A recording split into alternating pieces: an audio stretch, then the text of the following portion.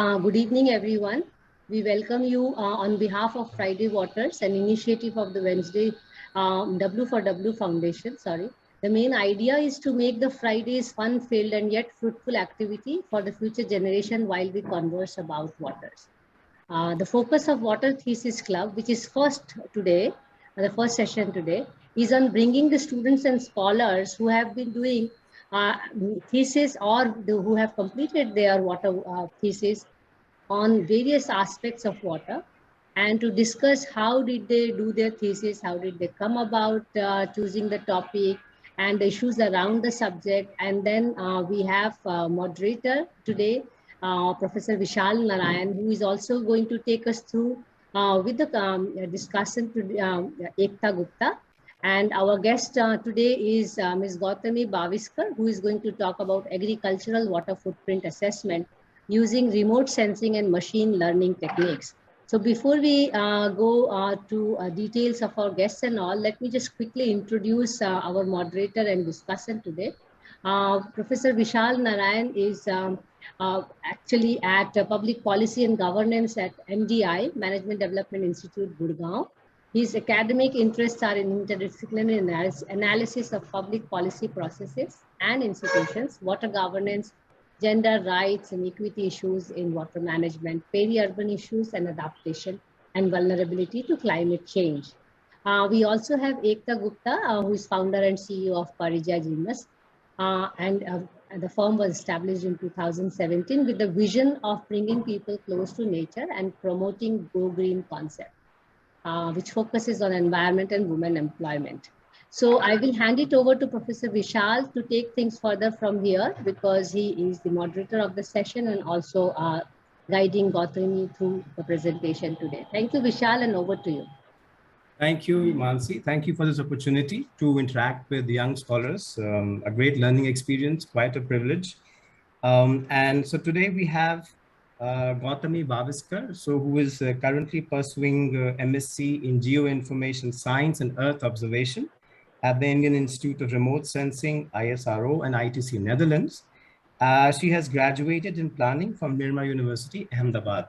And she has a very interesting topic around which her thesis revolves. It's agricultural water footprint assessment using remote sensing and machine learning technique, a case of Godavari River subbasins in India.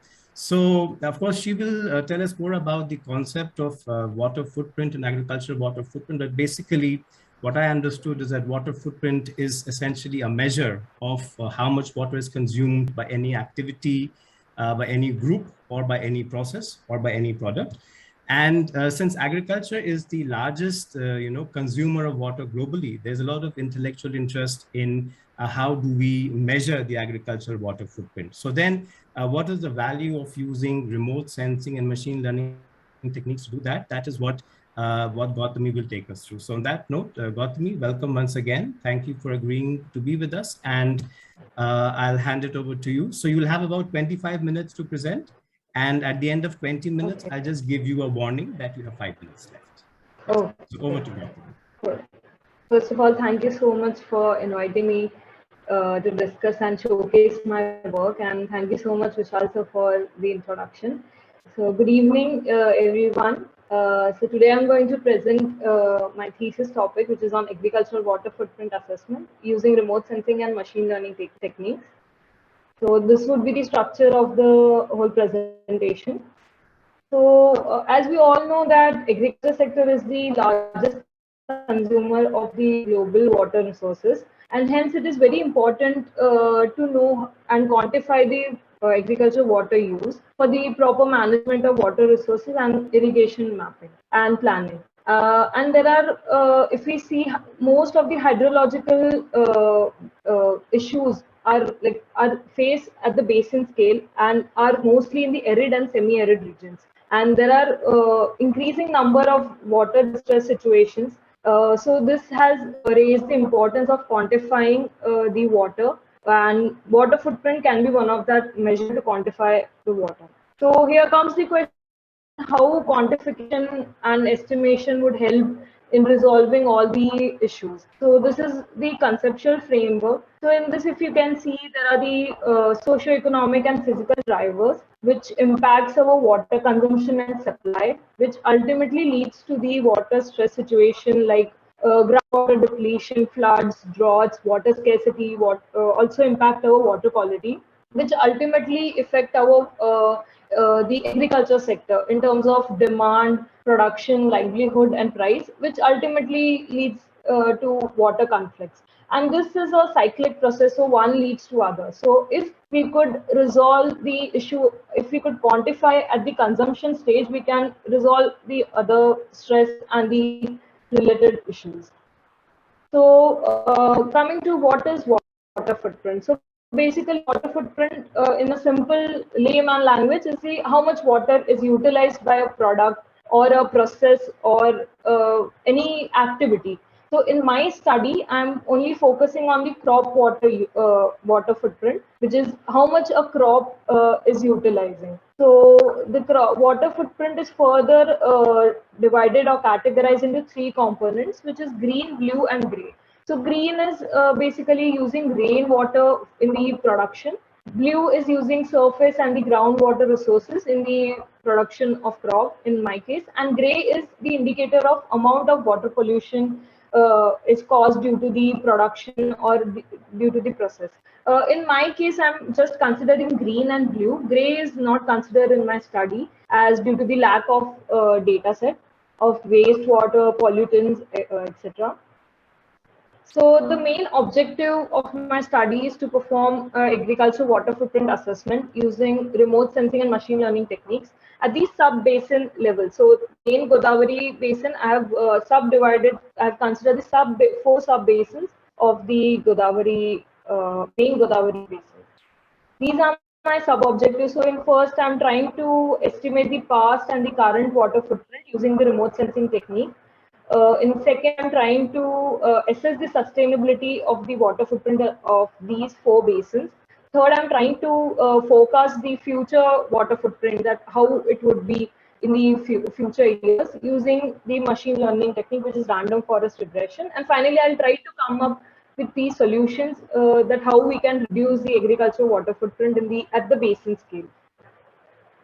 So overall, through the literature review, if you can see, so first the term came in 1998. Further, this term was modified and a manual water footprint assessment manual came for the calculation of the water footprint for the processes or at the geographical level, like river basin or a country or a city. So, and further in my literature review, I have to understand what are the various case studies taken at different scale from international to the local scale.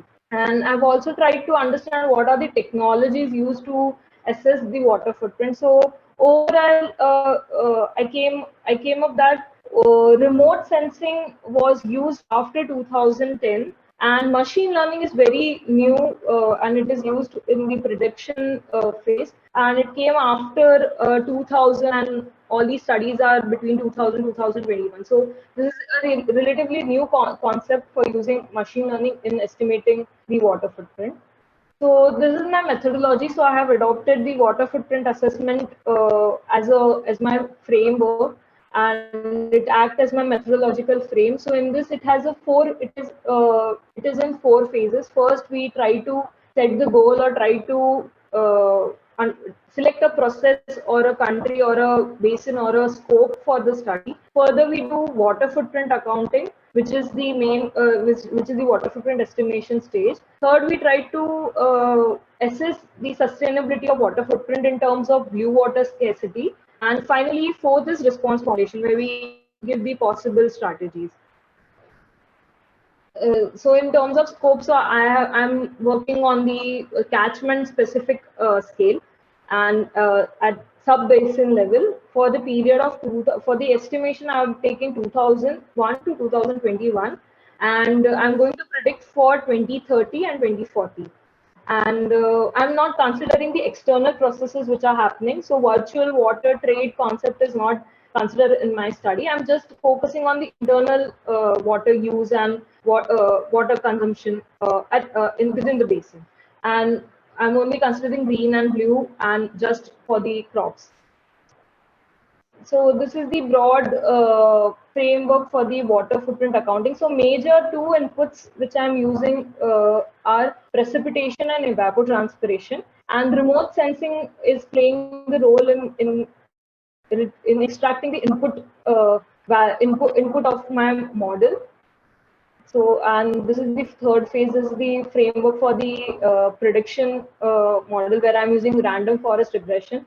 So with the help of the past data, I'll try to forecast the future water footprint. And these are the data set which I'm majorly using in my estimation model. So one is, as I mentioned, evapotranspiration. Second is the precipitation. And I have retrieved all the data set from the sources like models, chirps for the rainfall, and crop yield is also used in the calculation, and other like land cover for the estimation. So talking about my study area, so I have selected 4 sub-basin of the main Godavari basin. So the main I have selected the basin based on the main the river basin, the Godavari river passing through. So these are the 4 sub-basins through which main Godavari river is passing. So upper, middle, Ranjita and others, and lower Godavari. And these are the basic statistics of the area. So talking about the physiographical feature of this region, so this area has 4 agroclimatic zone, and which is suitable for the crops like paddy, sugarcane, cotton, and it has soil. In terms of soil, it has sandy and clayey soil, and it has like around 94 lakh square kilometer area under the croplands. And in terms of hydrological and rainfall, so if you see, the upstream is more of it is under the drought prone area, the upstream and the middle sub-basin, compared to the lower sub-basin. So lower sub-basin is a water-rich region compared to the upstream. So in my study, I'm trying to see how, like, if there is a water and if there is no water, how dynamics change in terms of the consumption. So that is another aim in my study, to see how sub-basin wise the water consumption changes and how the availability plays role in the water footprint calculation. So in terms of drought, so 2009 and 10 overall in the study area, it was a stress situation. So yes. And this is the interface of my estimation model. So this is a user-friendly model. So if anybody want to generate the water footprint for a region or a city, so they just have to put the input data set. So the main 2 inputs, which are evapotranspiration and precipitation, which are openly available and they are openly available by everyone. So and it would be in the raster form. Raster is basically the imagery in the image format, and other parameters like crop yield. So at India level, it is available with the Ministry of Agriculture. So those all the parameters which I have tried to use are openly available. So that it can be, this model can be used in other regions as well, and we can replicate the same methodology for estimating the water footprint. So just after inputting all the variables, final output we'll get in water footprint green and water footprint blue, and also as a total water footprint. So these are my results. So I'm like trying to estimate for the crops like sugarcane, cotton, maize, wheat, and for the purpose of showing, I've just selected for 1 year for maize. So as you can see clearly that the gray area shows the non-crop areas which were detected using the MODIS data. So as you can see, the upstream lies the green water utilized for the year 2020. So this is the Rabi maize. Rabi season is from November, consider from November to March. And if you can see the upstream region, it is using around 100 to 150 mm per year water, compared to the Pranita and other, which was the water rich, as I mentioned earlier. You can see there are patches of areas which are using more than 150 mm per year compared to the upstream. And if you see in the blue condition, so as blue indicates the use of water, surface water and groundwater. So upstream is using more uh, surface water and groundwater for the irrigation. So it is around more than 150 to, there are more patches which are lying between 150 to 500 mm per year compared to the lower areas, but still lower areas in Rabi season, it is utilizing less compared to the upstream, as they already, their demand is catered by the green water, that is the rainfall, compared to the upstream. Upstream is not able to cater their demand, as they don't receive rainfall in that particular month compared to the downstream region. So yeah, that's from my side. So currently I am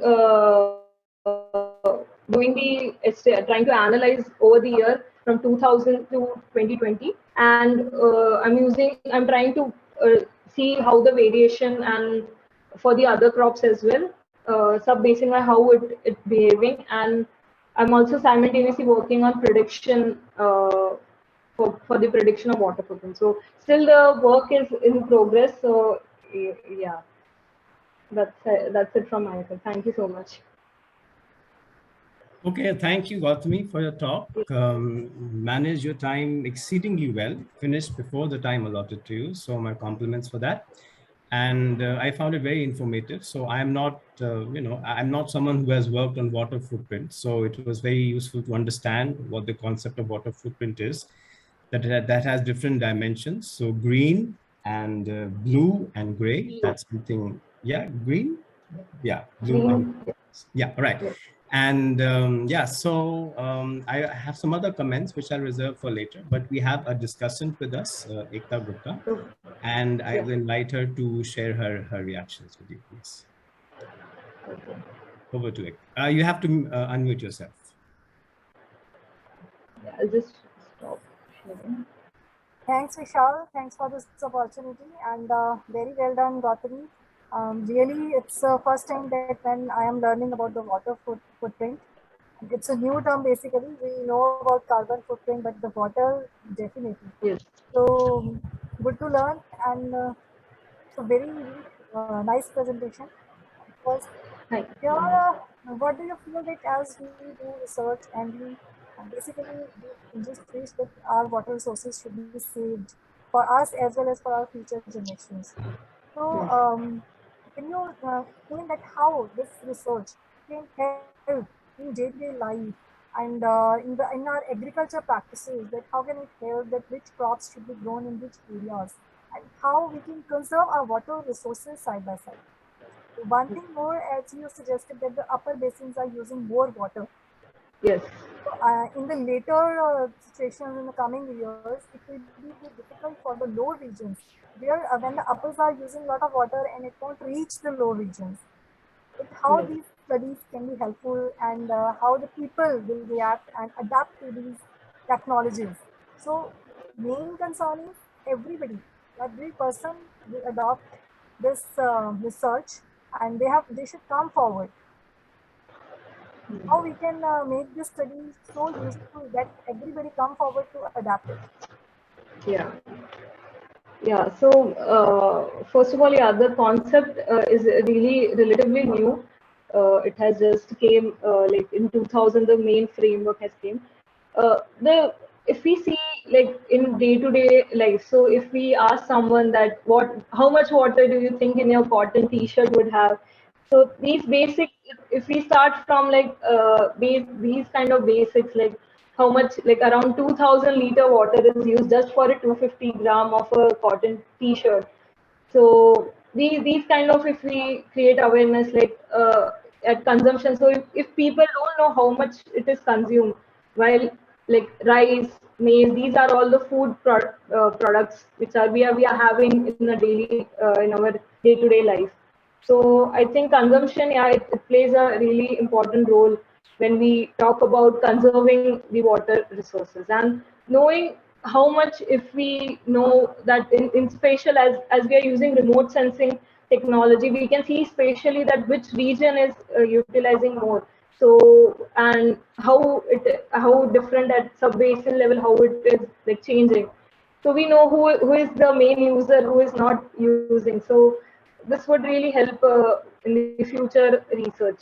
And like example, we know that if downstreams are used, like have more rainfall. So yeah, they should do more rain-fed farming compared to the using irrigation, blue water farm, like blue, using blue resources. Whereas we know upstreams, they are like drought prone area. So sugar cane, those kind of crops should be have limited production, or they should be capped, or there should be some regulation in terms of the cash crops. So these kind of solutions can help in reducing the water footprint, and GIS can play an important role in monitoring and estimating the water footprint, and like in the conservation of water resource and majorly with irrigation water. Yeah. That's wonderful. So basically, as we remind our childhood, so agriculture was to feed the people. But now I think agriculture is going to be a commercial aspect. So if we consider which crops are necessary, and as a aware consumer, we should be very careful that which products we are eating and which products we are using, and it should not be the burden to our earth, our soil and water resources. So that's wonderful. I think this machine learning will definitely help to recognize the crops to the different areas. And as well as, I think, what do you suggest that is this study is only for the farmers or people related to the agriculture, or it should be for everybody? Because, you know, a product is created because of the demand. Yes.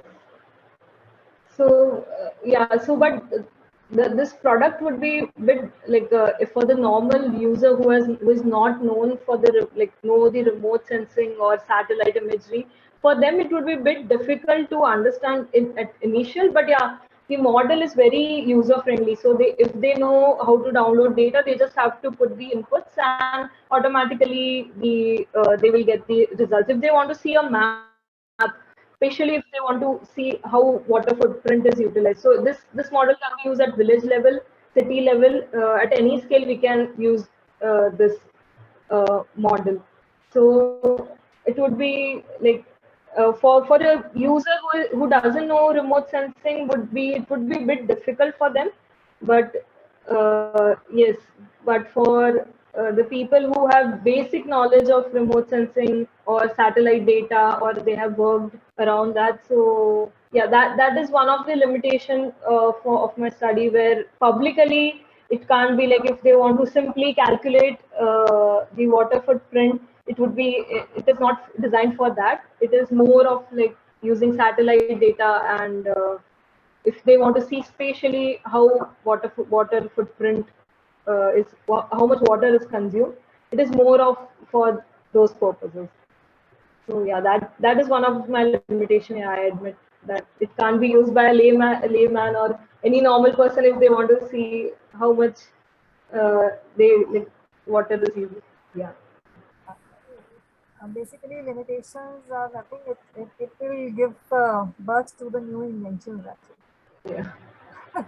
We should consider it and forward to the next year so that Yes. we cover up these limitations.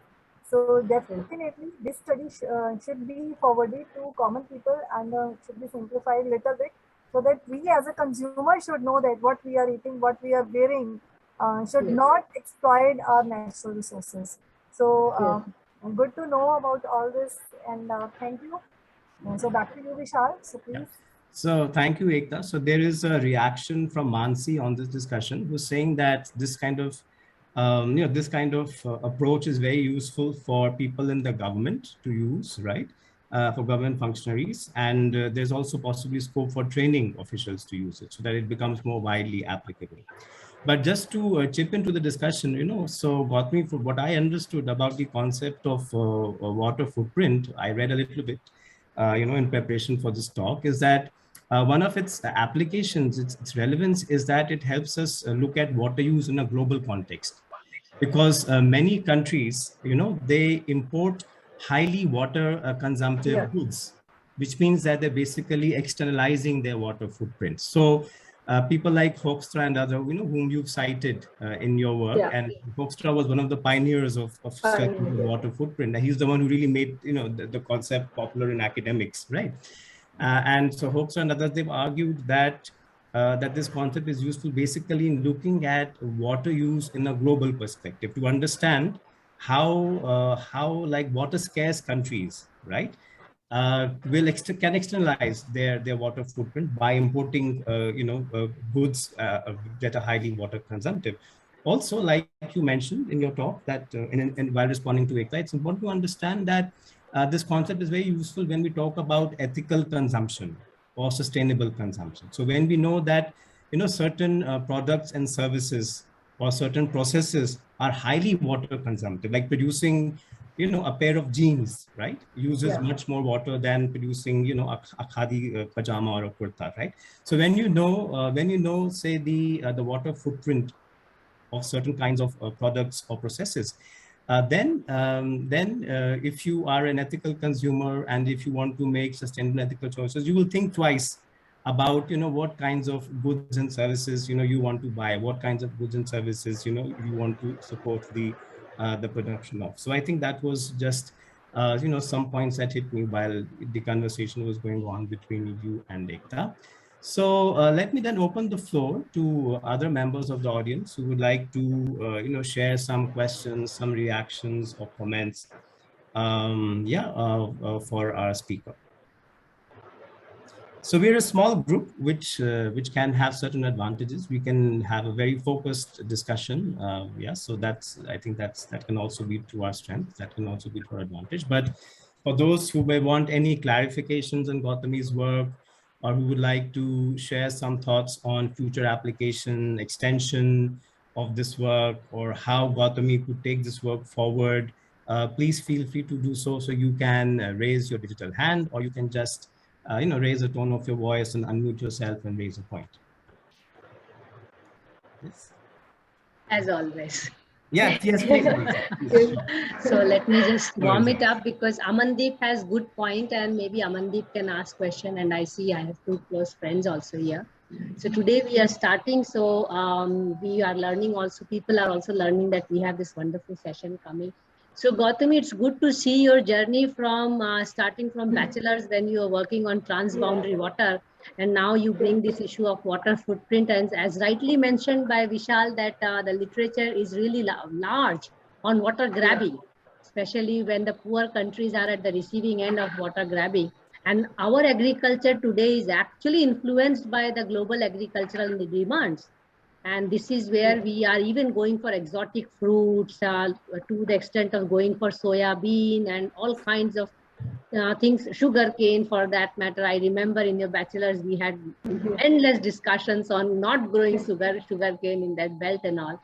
My question, so my question to you is that because we are focusing on the discussion of your thesis, and my question to you is on the methodology part of it. You do talk about 4 phases of doing the study, where you are doing the scoping, and at the final stage, you are doing the testing of it on the ground. So how do you really see, because you are also towards the end of your thesis, how do you see that you can take it further? Because you took a chunk from your bachelor's and you brought it to this scale here. Now, how do you see that you are going to take a chunk from here and then go further deep into doing further studies, either research, PhD, I don't know. But where do you see scope of this kind of study for other scholars to also join here? Maybe either machine learning or maybe advancing in remote sensing. It can be anywhere, because you are very closely linked to ITC Netherlands. So I'm sure you are exploring that, and you can tell this to younger generation as well. What are the scopes of this kind of study? So over to you. Yeah, so further, if anybody want to, like, the way forward for this study is, one, this similar template or the similar method can be replicated in other basins. So there are no much studies done at sub-basin or in India as a whole, if I say, on using remote sensing or the satellite data for estimating, or especially if a person want to see the water footprint consumption or blue water, green water, the water footprint. So that can be one of the way forward, that similar researcher can take the similar model and can apply on the other areas. It can be till the village level as well. It can be utilized. And secondly, as I am for prediction, I'm just using random forest, which is a machine learning technique. So now there are advancement in this technology as well. So people can use deep learning models like artificial neural network for more. It would ease the process. So the time which I am taking for the prediction, that can be reduced. So advancement can happen in that as well. Thirdly, like in my response formulation, so I'm just currently just exploring the basic tools where response like of GIS, where it can help in reduction of water footprint. So in that as well, in the response formulation phase, scholars can just take how we can reduce water footprint using different advanced, like using different technologies for just the reduction of water footprint. That can be also as a whole. There can be a good research can researcher can take up, just giving what can be the response formulation at the region specific. So all the solutions which we get, it is more of global level. It is more of at India scale, but there are no like local solutions available for water footprint reduction. So like any scholar can take up that challenge as well for giving a specific region specific solution for reducing water footprint. So yeah, those are the way forward. Yeah, I feel. Okay, so are there any other questions? So Mansi, sorry, Gautamee, I wanted to ask you. So you have your graduation is in planning, right? You said, right? And then you move to this kind of more technical, more interdisciplinary subject. So when I think of planning, I think of something very different from when I think of somebody who's calculating very precise measurement of water footprint. So for a young student to make this transition is quite a bold step, I would say. So from planning to planning which is kind of very normative, that's how I understand it, very interpretive, very subjective, where your value systems, your preferences have a clear influence. So something that's highly technical, measuring the water footprint to precise calculations. So, and I think that for a young student to make that sort of transition is quite a bold step. So I would like you to reflect a little bit on that as a student, like how you took that big leap. What was the challenge? What facilitated you, and how did you see that kind of transition as a student? Yeah. So coming to a geoinformatics, so in my bachelor's, so I was always driven towards all these softwares and working on the large data set and analyzing, and I was always had a keen interest towards research side. So the geoinformatics is we can say it's a powerful tool or a software or a domain which will help to manage data, especially the large data set, and it is a very when we do an analysis or research thing. So GIS it is a very good supportive tool, which I saw the trends, and also in my bachelor's I had two, three subjects on geoinformatics. So that fascinated and me to continue and take up geoinformatics as my master's program. And in terms of topics, so in bachelor's already I was working on water, so water conflicts, and one of my study area was Upper Godavari Subbasin.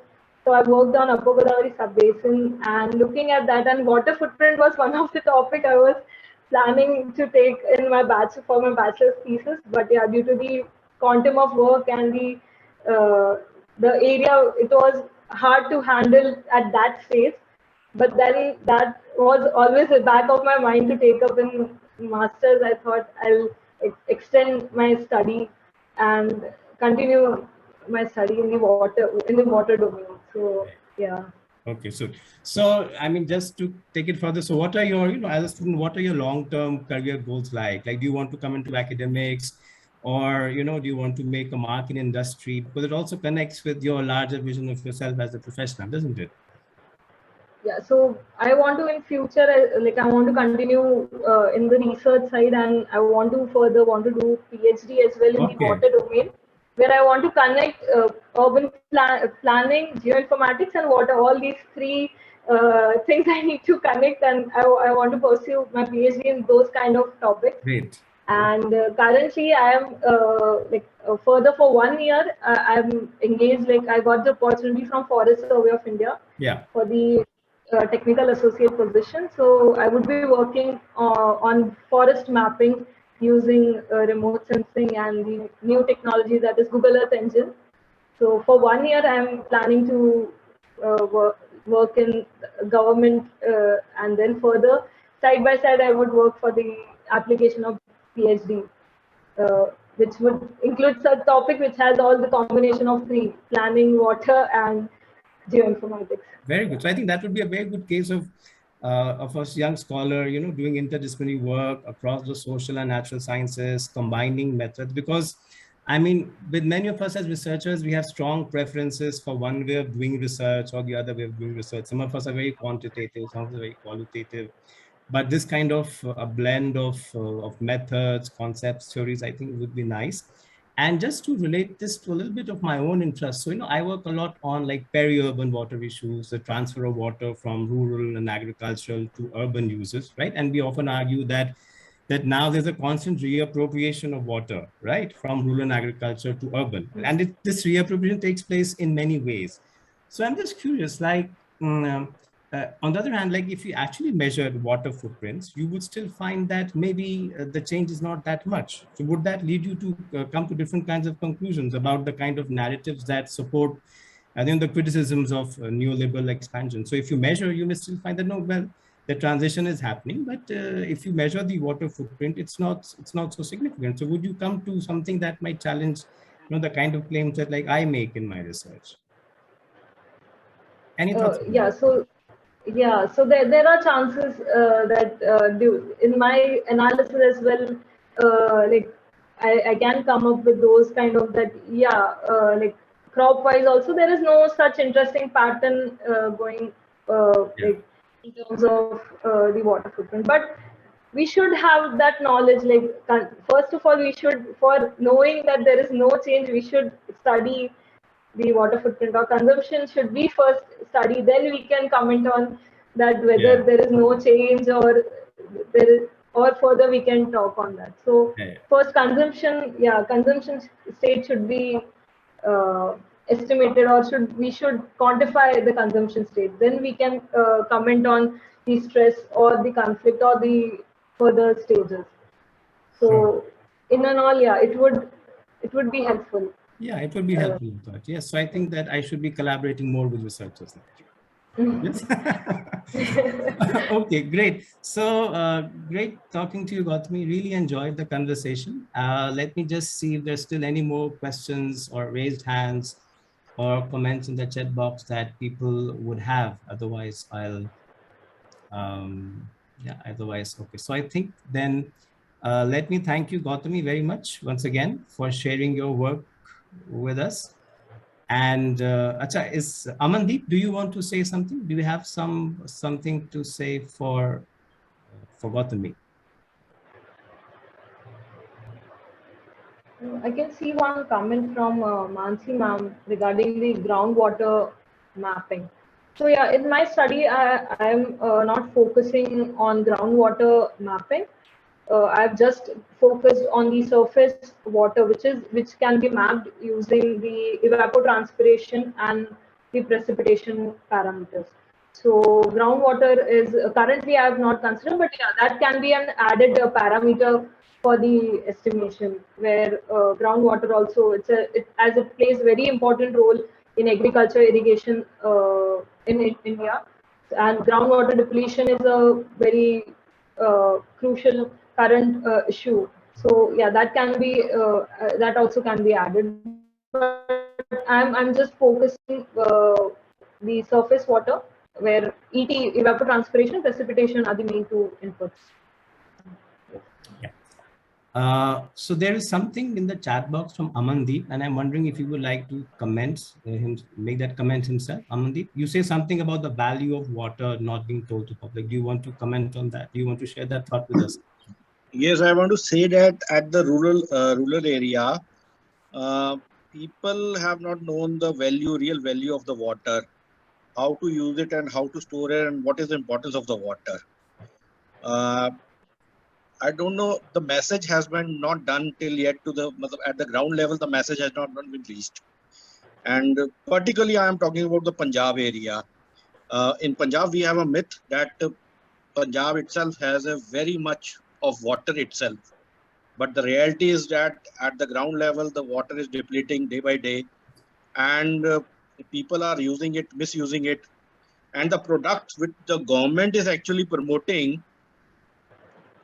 Why I do not understand why they are promoting when they have so much of research work that this is not good, this is not good for the environment. Still, they keep doing this. That is my main worries about the water also, and for the public also. What will the people will do? One side they said we have a khadi and we do not promote khadi, and we promote all the other things which are harmful for the environment. That is my main concern. Why the government is also very much, I think, culprit in this all mess. Yeah, Okay. so it's a very truly said that government is like example, like promoting more cash crops like sugarcane in the region, like upper sub basin and the middle sub basin. It is a drought prone area. Still, sugarcane factories, all the sugar production happens in that area. So yeah, Yes. those kind of if we know how much water is consumed, so yeah, we can incorporate those solutions that there should be change in cropping pattern, or the season should be little shifted, so where they can like Rabi season can be little bit, the seasons can be, the sowing season should be changed, or the harvesting. Those kind of updation can be done if we know how much water is utilized currently. I tell you, in July, you can say after 15th of July, we have around 14 to 15 lakh water pumpings for the paddy, and they start at the one point.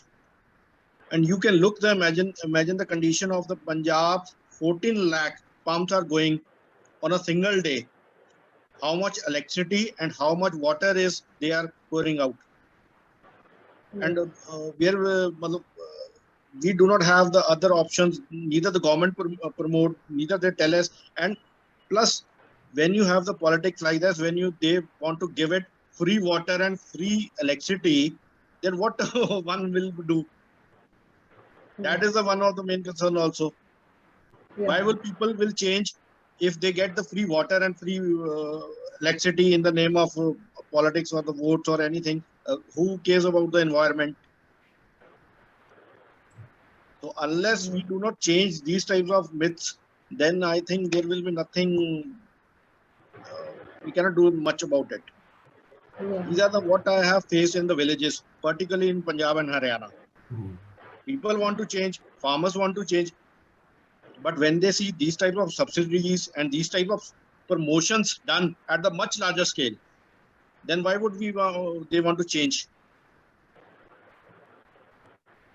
Yeah, that is true. But I feel like here urban plays a very big role. Like if urban people, if we don't demand for those things, they won't produce.